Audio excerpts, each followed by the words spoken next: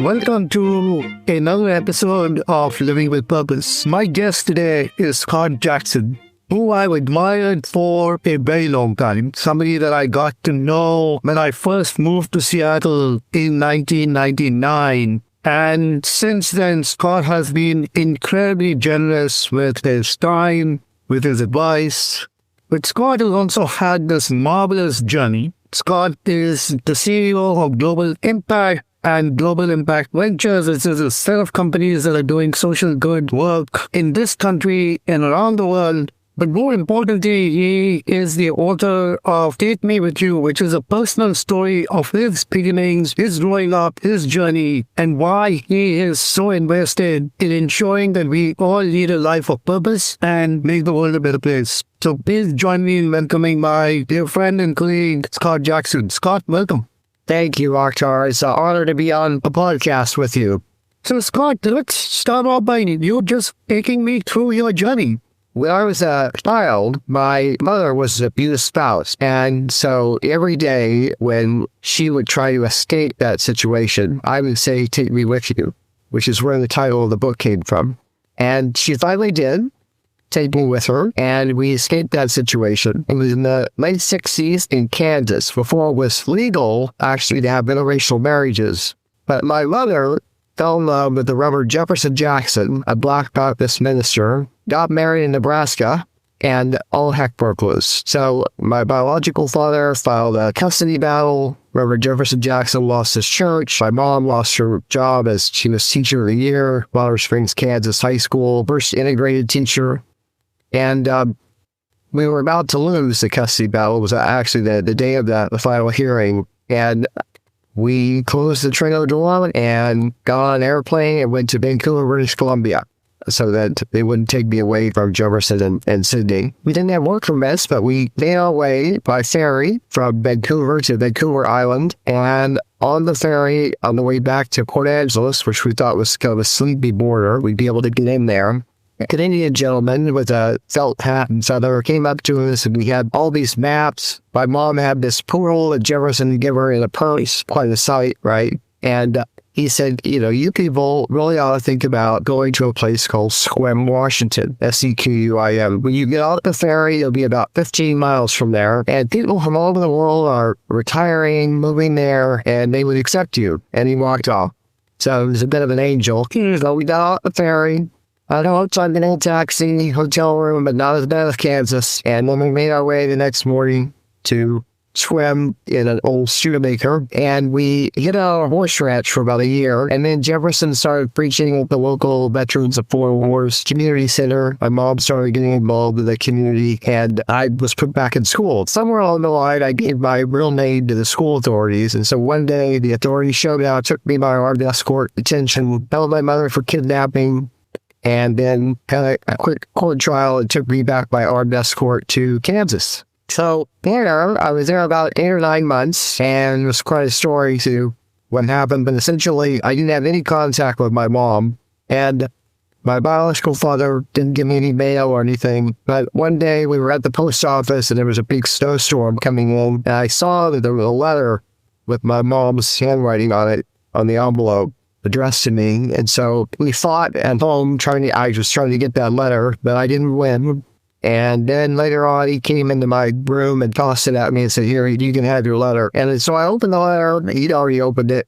And all it said was, "I love you." So I knew my mom was kind of giving up, she couldn't have any contact with me. So I packed my little bag. I had a green new hat with $20 bills in it that a woman from church had given me, and a Bible with phone numbers across the country. Put that out the window, said I was going to go look at the snow, and never looked back. Made my way from Lawrence, Kansas to Seattle, Washington. There's a whole story there. And once I got there, it turned out that my mom and Jefferson had taken this case to the Supreme Court, the state of Washington, and they'd overturned it, but now it's a civil trial. So unless I was in that state, there was no appeals trial. But I was there, and so all Sequim turned out, and we won. I was able to live with my mom and Jefferson. We were too poor to have Jefferson adopt me, so he and I just figured out you could go to the courthouse and change my name for $25. I think it's about $35 now. Now, I was a pretty angry kid, Akhtar, and what I learned from all that and thinking about purpose is that it was the other people in my life, my mom, Jefferson, teachers, the church community, that helped me choose the positive rather than the anger.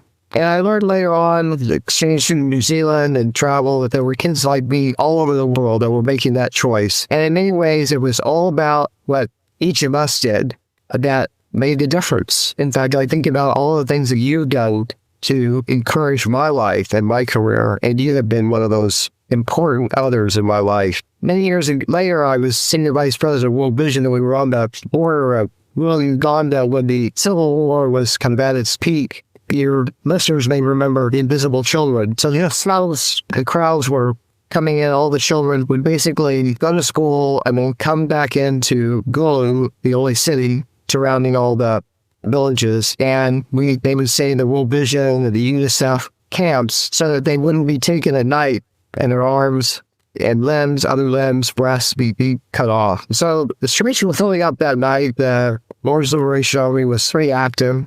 And it's a bit scary to have thousands of kids kind of surrounding you. I had a delegation from World Vision there. We ran a center for women and children who had been abused. And a little girl pulled up my jacket. I reached out. She grabbed my hand. And she said, "My name is Rose. Take me with you." Yeah.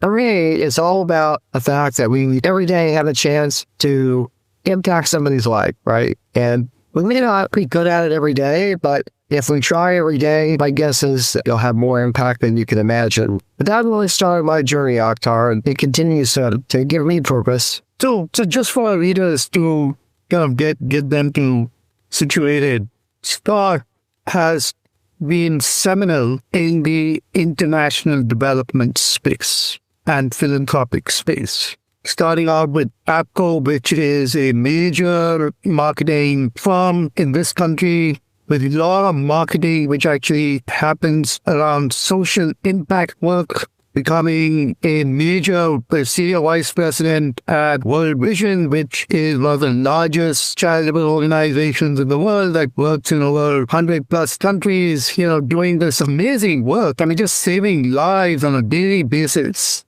But which is a health delivery, health research organization based here in Seattle. And now with Global Impact, which is essentially activating generosity amongst people, specifically those working in the federal government in this country, and getting them to support things that are meaningful and make a difference. So I just wanted listeners to hear that.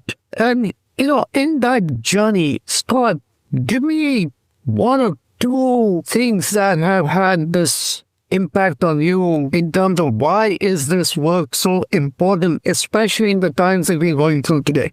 Immediately on my mind is the combined federal campaign, which is the largest workplace campaign without a match. Akhtar, of course, oversaw Microsoft, which is, I think, still the largest workplace campaign, public or private. But the federal government runs its own workplace. It has for many, many years. And even, at the risk of a shutdown, and then right now, there will be very significant reduction of force in the federal government.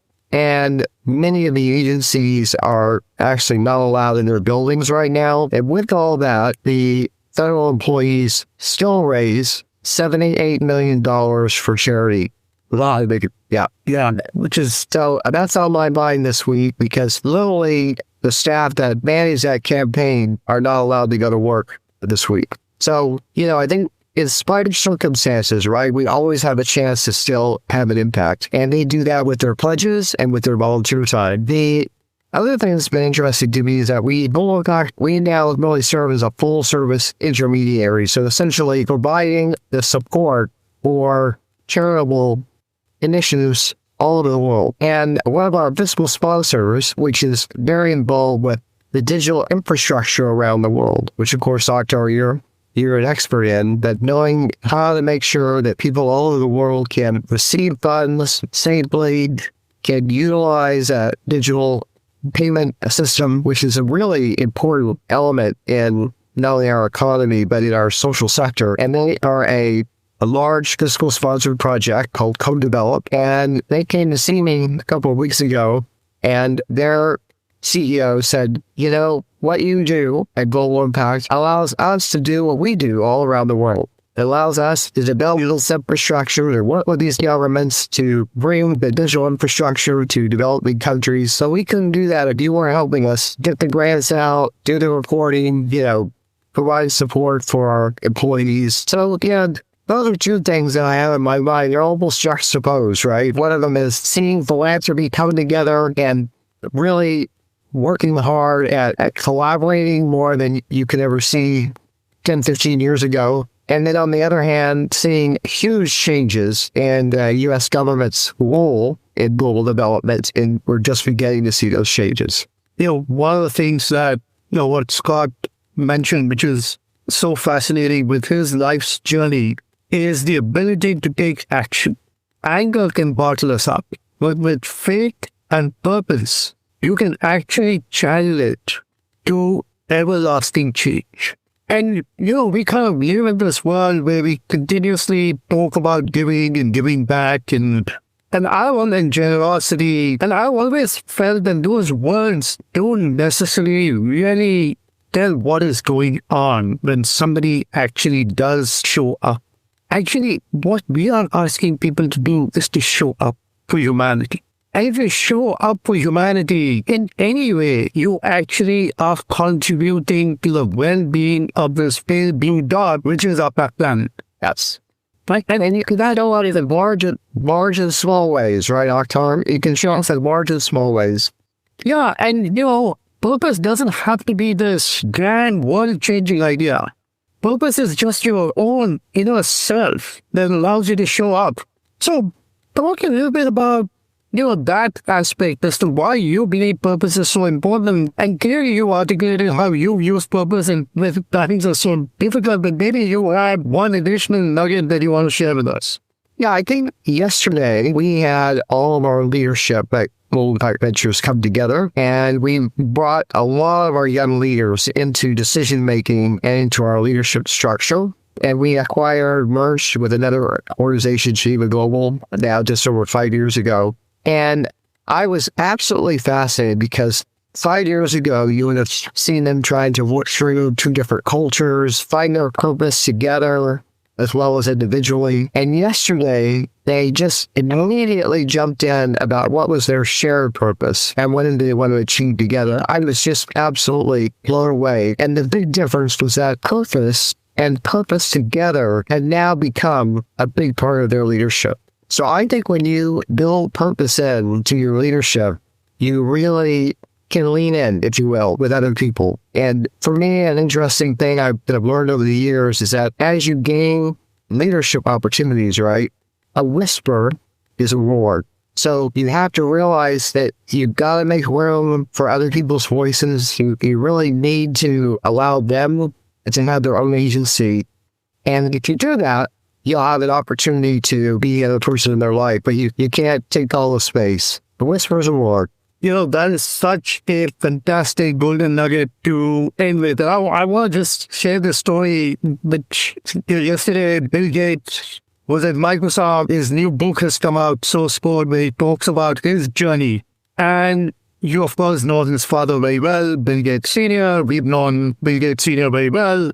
And he was talking about his father, and he was saying that, as kids, when they were starting off, in many cases, they were not getting paid. And these companies were trying to step on them, and at some point, they filed a lawsuit. And father kind of got on a call and listened to the folks on the other side.